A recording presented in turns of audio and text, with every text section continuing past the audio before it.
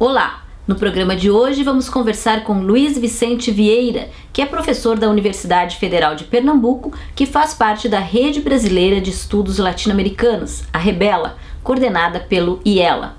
O Luiz Vicente, juntamente com outros professores e estudantes da Federal de Pernambuco, faz parte do Núcleo de Estudos e Debates na América Latina, o NEDAL, lá naquele estado tão importante e com uma ligação tão profunda com a América Latina. Eles estudam os processos constitucionais na América Latina e é sobre isso que ele conversa com a gente. Nós temos lá na Universidade Federal de Pernambuco o Núcleo de Estudos e Debates sobre a América Latina. É um grupo formado por alguns professores e a maior parte são alunos, alguns começaram na graduação, outros já estão concluindo mestrado, doutorado, e que é um grupo de pessoas que tem como prioridade a atenção para esse debate, né, para reflexão, né, e um aprofundamento teórico dessa temática da América Latina, da questão. No meu caso especificamente, eu desenvolvo a área, coordeno, né, na realidade, porque o trabalho é coletivo, eu coordeno a parte ligada à questão política dentro do NEDAL. Tem outro setor que trabalha mais a questão antropológica, né, e também pessoal que trabalha mais especificamente a questão indígena. Bom, então o nosso núcleo, que já tem em torno de 7, 8 anos funcionando, desenvolve uma série de pesquisas sobre essas experiências. E é um núcleo interdisciplinar, onde envolve pessoas da área da história, da sociologia, da ciência política, do direito e da filosofia.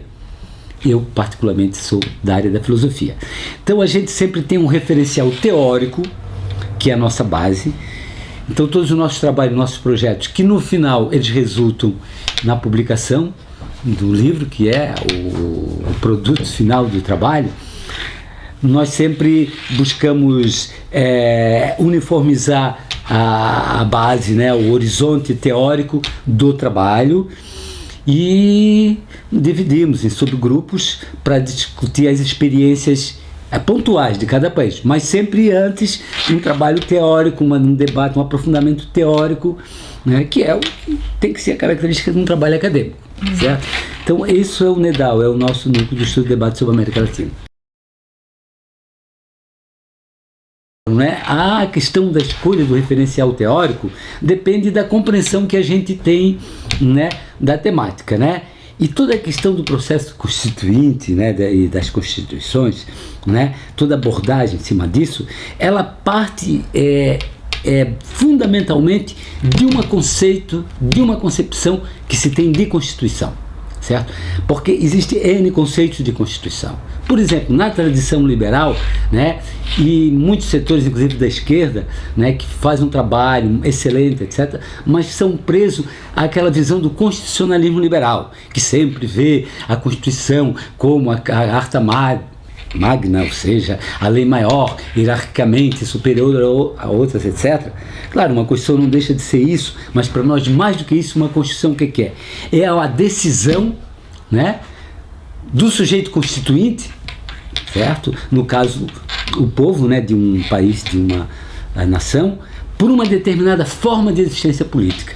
Ou seja, é um conceito existencial e não meramente formal, jurídico, formal de Constituição. Isso é fundamental porque isso aí vai nos permitir compreender certos aspectos, certas dimensões da questão que, a partir de outras abordagens, elas não são capazes de perceber. Assim, portanto, nós, ao analisarmos as constituições, nós precedemos essa análise da análise de todo o processo constituinte.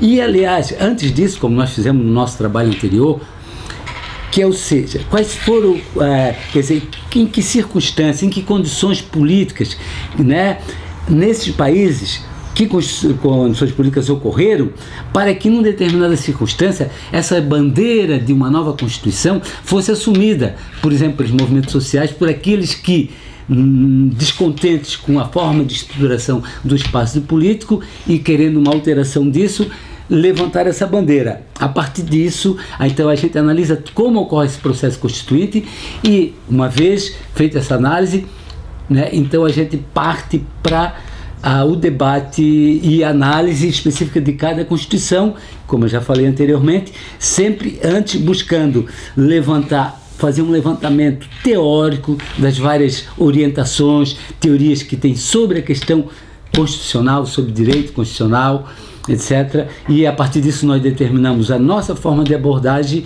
e partimos então para a análise pontual de cada uma dessas experiências específicas que têm acontecido recentemente na América Latina. Aqui na América Latina, as novas repúblicas, quando surgiram lá no 800, se basearam muito nas constituições ou europeias ou dos Estados Unidos, principalmente, né?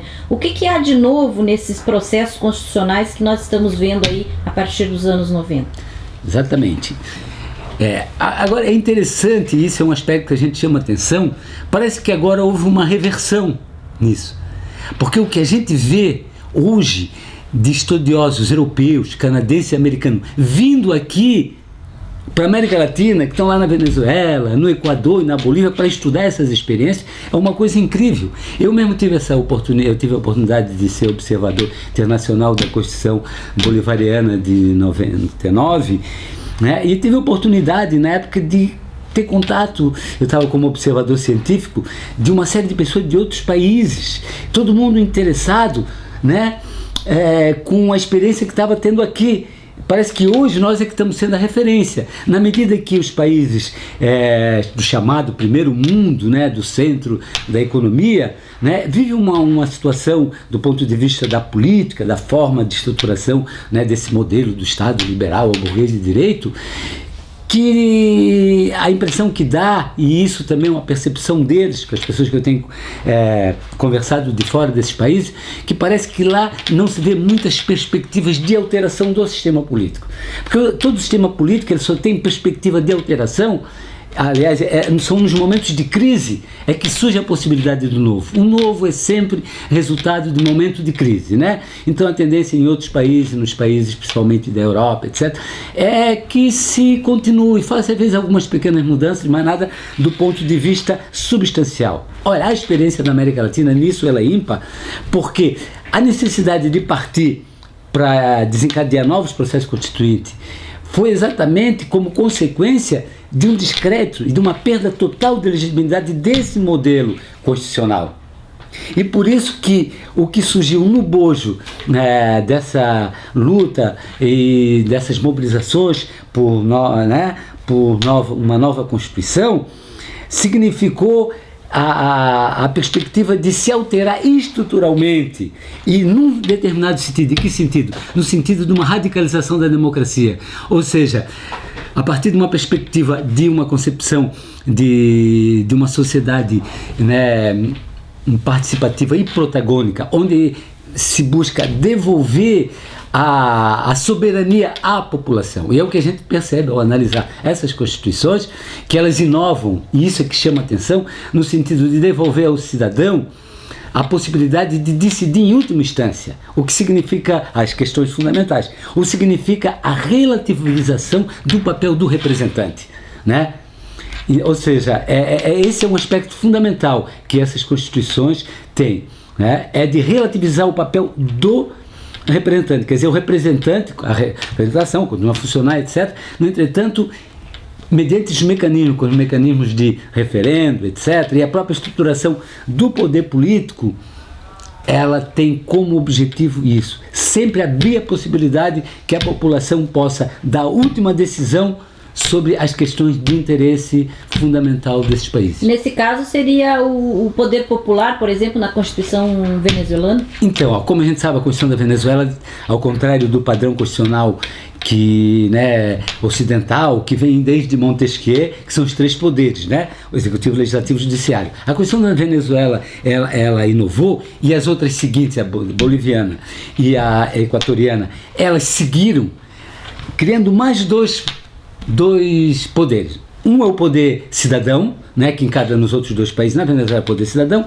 mas na Bolívia e no Equador tem um outro nome, mas tem as mesmas características, que é um poder que tem como função não só a fiscalização, né,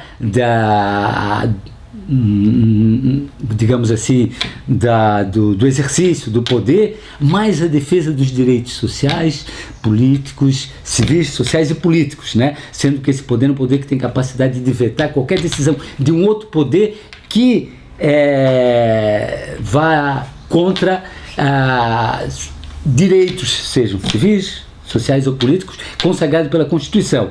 E também esses poderes, geralmente, eles reúnem todos aqueles órgãos, como o Ministério Público, né, Controladoria, etc., esses órgãos que têm capacidade, que têm a função de fiscalização. E, portanto, estão todos dentro desse poder independente, que é o chamado poder cidadão, no caso da Venezuela. E um quinto poder, que é o poder eleitoral. E a função do poder eleitoral exatamente qual é? Que tem também nos outros dois países, qual é? É garantir as possibilidades, quer dizer, institucionalmente, permitir com que se viabilize os mecanismos de democracia direta. Por exemplo, se a Constituição ela garante a possibilidade de referendos, mediante mecanismos, né, e procedimentos aprovados, estabelecidos na Constituição, como, por exemplo, uma determinada quantidade, conforme o caso, se é revogação de uma lei, ou a iniciativa de lei, ou a revogação de mandatos, né, que tem nesses três países. Então, isso nada passa pelo Poder Judiciário. Isso tudo vai direto para o Poder e não depende, não há interferência do Executivo, não há interferência do Legislativo, não há interferência judiciário. Nada. É o seguinte, desde que um grupo, uma quantidade de pessoas cumprindo, né, a determinação constitucional legal de reunir aquela quantidade, né, seja 10, 15% dos eleitores, fazem a solicitação, essa solicitação é diretamente encaminhada ao Poder Eleitoral, que é um poder independente. Aí o Poder Eleitoral, uma vez visto lá, analisado, mediante o órgão específico que eles têm, digamos um Conselho Nacional Eleitoral, visto que está tudo ok, o próprio Poder Eleitoral, ele convoca o referendo, não passa nada pelo parlamento, etc. E uma vez realizado o referendo, tendo o resultado e aquela solicitação sendo aprovada, quem homologa é o próprio Poder Eleitoral, né?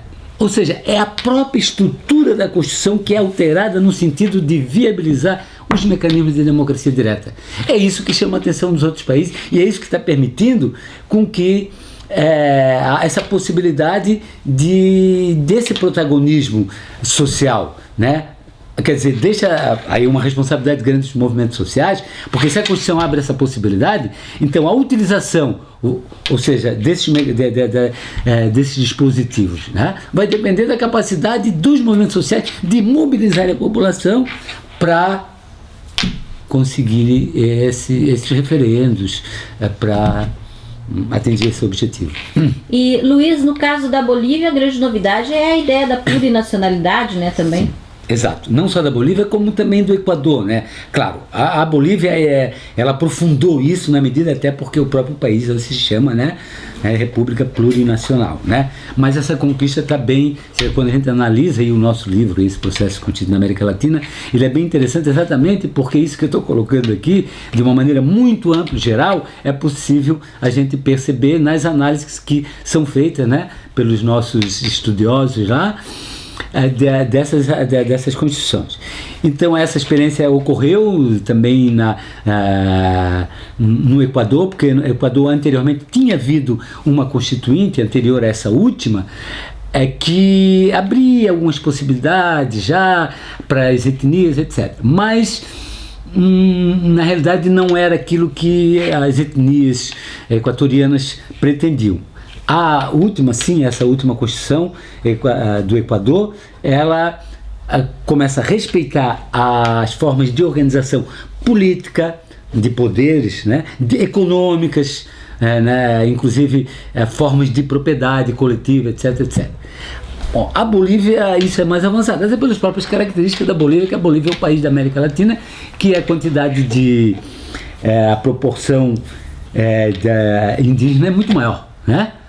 Em torno de 70% da população ou mais, sem considerar ainda os mestiços, né? Então, o Estado plurinacional é uma grande conquista, né? É uma grande conquista porque o Estado existe, sim, é um Estado unitário, mas se reconhece, né, toda a cultura indígena de modos que, tanto formas próprias, que geralmente são formas coletivas de propriedade, de organização de trabalho, inclusive de aplicação da justiça, né, como existe no caso da Bolívia, né, e formas de poder num certo nível, né, desde que não entre em choque com aquela, claro, com a Constituição maior, né, porque na realidade também continuam todas essas etnias, no caso da Bolívia, os Aymara, os Quechuas, Guarani, continuam fazendo parte da Bolívia. Mas e isso é uma coisa extremamente interessante, porque dá a possibilidade de resgatar a própria cultura, que isso aí é uma luta milenar,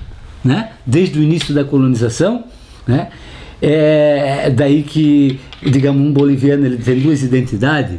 Ele tem a sua identidade como boliviano, mas ele tem também uma identidade, que agora não me lembro se está na mesma carteira ou se são diferentes, de que ele é Aymara, ele é Quechua, ele é Guarani. Isso é interessante. E vejam só, por exemplo, o Canadá, que é um país de primeiríssimo mundo, há quantos e quantos anos, há décadas, que luta para se transformar num Estado plurinacional. Nós sabemos disso da formação histórica do Canadá, que é um país que é tanto de língua inglesa como francesa, no caso Quebec, né, etc. E até hoje não conseguiram institucionalizar isso, né? Não conseguiram institucionalizar, né? Na realidade não é um Estado plurinacional. E os países aqui, né, da América Latina, já no caso do Equador e da Bolívia, mas da Bolívia isso está muito mais bem amarrado, tiveram essa conquista que é realmente bastante avançada. E no Equador, uma novidade também é a questão dos direitos da natureza, que isso também tem chamado muita atenção. Ótimo. Então, a gente fez muita questão no texto aí que a gente analisa, a Constituição do Equador, exato. Isso é muito interessante pelo seguinte, porque o fundamental, o bom de a gente ver, o interessante, é que tem uma base teórica por trás dessas constituições. Muita gente pensa, é coisa lá da Bolívia, porque aquela visão preconceituada, coisa do Equador, lá fizeram uma coisa. Não é nada disso não.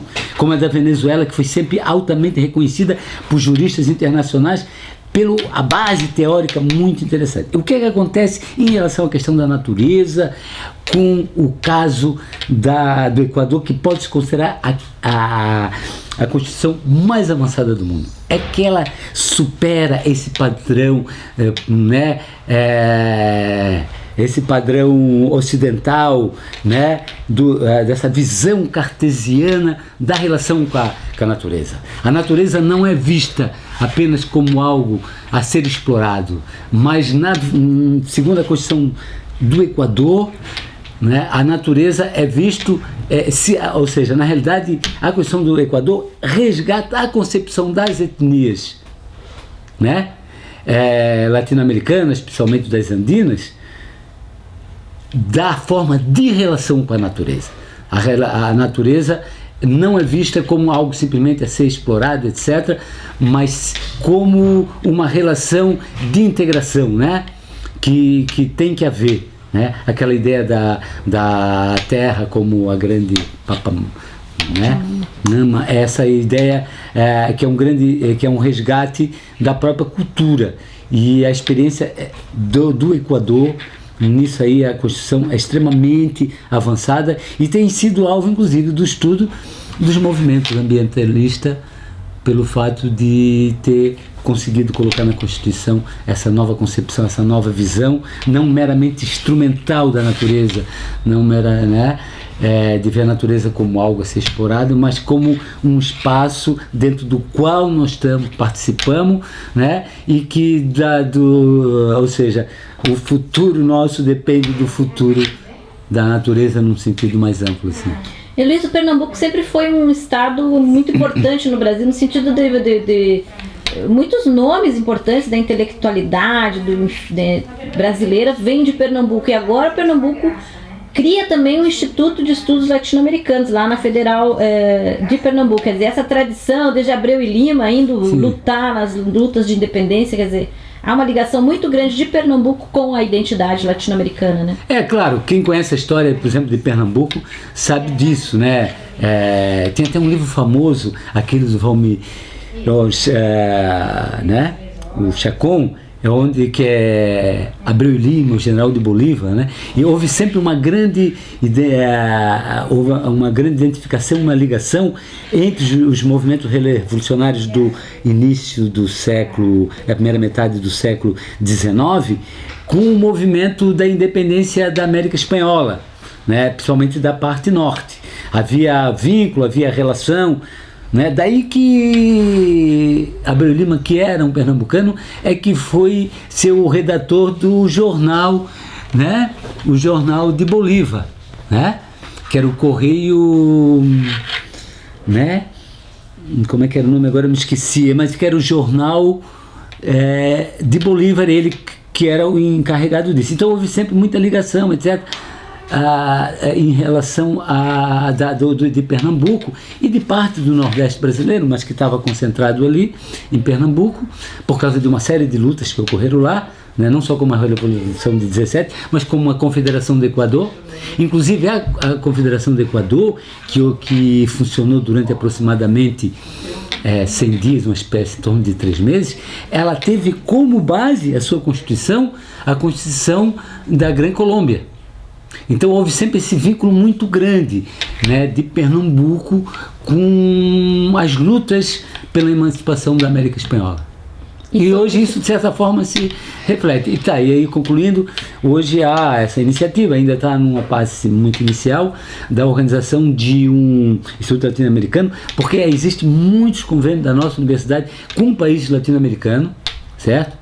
E com a Venezuela, uma relação muito grande, tanto assim que agora já existe um consulado da Venezuela lá agora, e a gente, junto com o pessoal do consulado, pretendemos agora no dia 15 de dezembro, quando fazem 14 anos da Constituição Bolivariana, fazer um evento lá para debater a Constituição.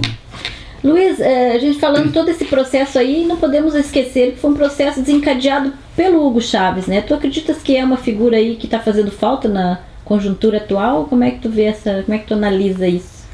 Bom, claro que Chávez teve um papel extremamente importante, né? Creio que decisivo, né? A gente sempre diz, né, que a gente não pode, porque geralmente a mídia, ela distorce isso muito, né? Ela sempre vê como se todo, por exemplo, vamos entrar na questão, começar pela Venezuela, exatamente porque a Venezuela, é da Venezuela que se desencadeia tudo isso, né? Mas é claro, Chávez, na realidade, como ele mesmo gostava de fazer, de falar, e como inclusive uma vez numa roda viva que ele participou, que ele disse que ele era simplesmente o resultado de todo um processo, ele mesmo reconhecia isso, né? Ele foi a pessoa que polarizou todo um anseio de alteração, porque a Venezuela tinha uma tradição também de luta, muito grande, e ele foi a pessoa que conseguiu, num determinado momento de grande crise política na Venezuela, ainda sob o impacto do Caracasso, etc., ele conseguiu representar uma vontade nacional de alteração. E em cima da bandeira de uma nova Constituição, que foi organizado, chamado, né, Polo Patriótico, foi um arco de forças que apoiou Chávez em cima de um compromisso de uma nova Constituição. E ele, nesse sentido, foi uma pessoa fundamental, né, porque ele assumiu esse compromisso e fez com que a Constituição deixasse de ser aquela coisa assim que é coisa só de jurista, etc. Passou a ser algo onde a Constituição Bolivariana ela passou a ser um documento com o qual a população se identifica, na medida em que a população vê ali plasmado uma série de conquistas e que, portanto, a população ela se empenha no sentido de garantir a sua eficácia, o que a gente viu ocorrer exatamente no período do golpe de 2002, né, quando foi rasgada a Constituição, e até porque a oposição venezuelana via como grande inimigo da Venezuela a Constituição. Daí que eu nunca me esqueço a primeira aparição do Carmona, que foi o que liderou o golpe, né? Foi lá a primeira vez que ele aparece, naqueles menos de 48 horas daquele fracassado. A primeira coisa que ele vai para a televisão e diz assim: a Constituição está né, a Constituição da Venezuela está suspensa, etc. E a população, então, né, aquele foi uma provocação. Parece que a população vai para a rua, né, como a gente pode ver naquele famoso vídeo, né, a revolução não será televisionada, a população indo tudo para a rua, pessoal ali bem pobre, gente sem dente, etc. Todo mundo com o livrinho da Constituição. Isso é uma coisa extremamente importante, quer dizer, quando a Constituição passa a ser algo no qual a comunidade, realmente, a população, principalmente os setores populares, identificam naquilo o resultado, né? O desdobramento de uma luta histórica, isso é algo extremamente importante. Isso volta àquilo que eu falei no começo. Quer dizer, na verdade, é a consciência da Constituição como uma decisão do povo por uma determinada forma de existência política, de se organizar politicamente, né, os poderes da sociedade, etc. E não um mero documento jurídico legal.